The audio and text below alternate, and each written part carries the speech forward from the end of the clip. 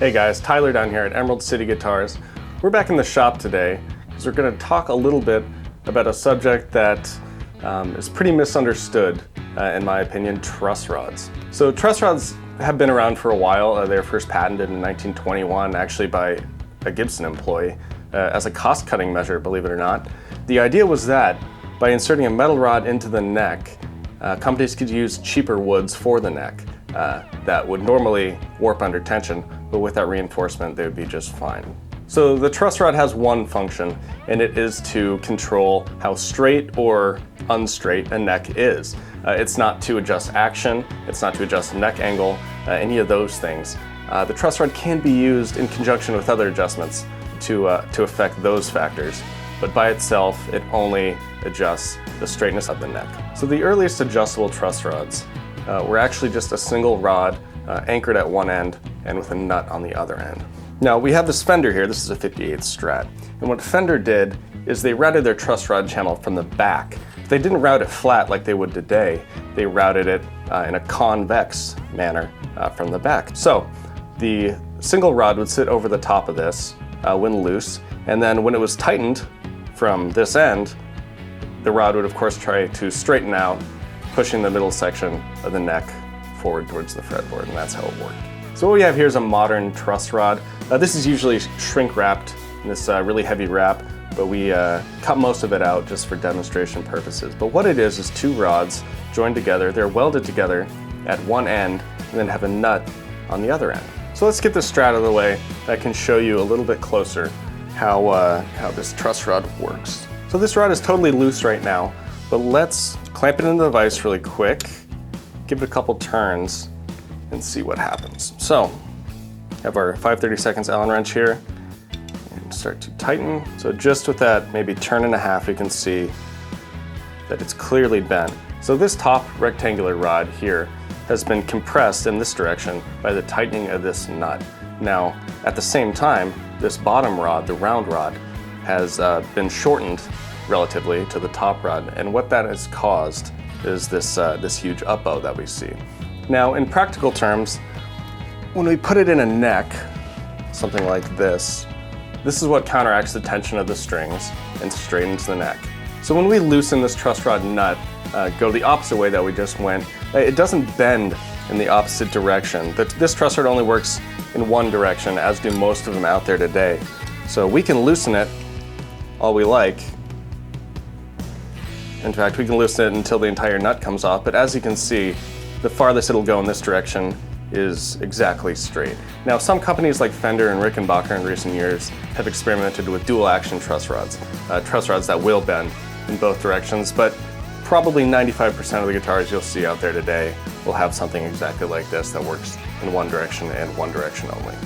So now that we know a little bit about how they work, let's see some real life examples in actual guitars. So we got this 58 Strat on the bench just from a minute ago, and it of course has the vintage style truss rod, just the single rod anchored at one end. And that has its pros and cons as a design. One great thing about this design is they're very light and they're very small, which means not that much wood has to be removed from the neck to make a channel for it. And in a lot of people's opinion, that makes a better sounding guitar. One of the big downsides to this design is that it's anchored into the wood down at this nut end.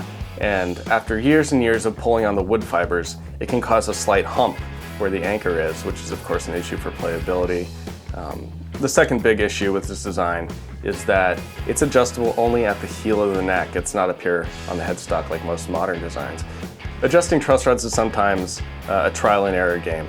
And with these vintage style rods, sometimes you have to pull the neck and bolt the neck back on, 3 or 4 or 5 times before you get it right. And that can be a little bit annoying. Altogether, it's a great classic design. It works totally well enough, and it's one that you'll see around pretty often. So now let's take a look at a modern Fender style guitar.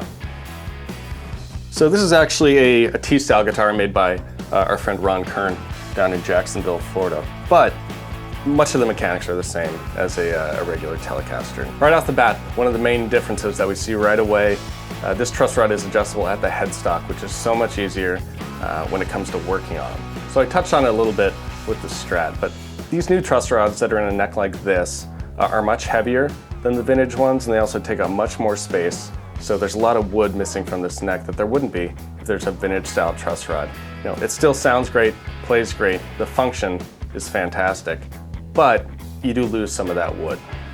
So this is the configuration that we'd see in most modern Fenders, but let's take a look at a Gibson. So this is an 87 Les Paul Standard, pretty run-of-the-mill. Now Gibson has been really consistent for a long time with their electric guitar truss rods. Pretty much as long as Gibson's been doing truss rods, they've been doing the same system. Just a single action rod anchored down on the body side and adjustable at the headstock. Of course, under their very recognizable stylized truss rod plate. One thing that's a little bit different about Gibsons as opposed to Fenders is that Gibson truss rods will be adjusted with like a nut socket rather than a hex wrench. Other than that, they work largely in the same way as Fender style truss rods do. So as far as electric guitar truss rods go, what I just showed you comprises 99% of what we'll see. But let's take a real quick look at an acoustic guitar. So here you have a 2015 Martin D14. It's one of their custom shop ones, really, really nice. So one thing you'll notice about this Martin is that the truss rod is not adjustable at the headstock, but it's not a bolt-on either, so it doesn't really work like Fender. Now, to adjust this truss rod, you actually have to get inside the body of the guitar with a hex wrench and adjust it that way. That can be a pretty inconvenient thing to do. You have to take off all the strings and get in there manually, but Martin and a lot of other big companies have specialized Allen keys that make it a lot easier. They usually look something like this, and the purpose of them is that you can go in with the strings on, like this, and adjust the Allen key from the outside of the guitar. You can make really quick adjustments and get instant feedback under string tension the way you couldn't with a standard wrench getting in there by hand. So there's some modern designs that adjust at different points than the ones we've talked about and use different tools other than the Allen wrench or the hex socket, but for the most part, 99% plus guitars that you're going to see are going to be adjusted one of the ways that we've already talked about. So let me show you an example of just how easy adjusting a truss rod can be. On this particular guitar, it's playing great all over the neck except in the sort of 8th, 9th, 10th fret area. It's starting to fret out a little bit.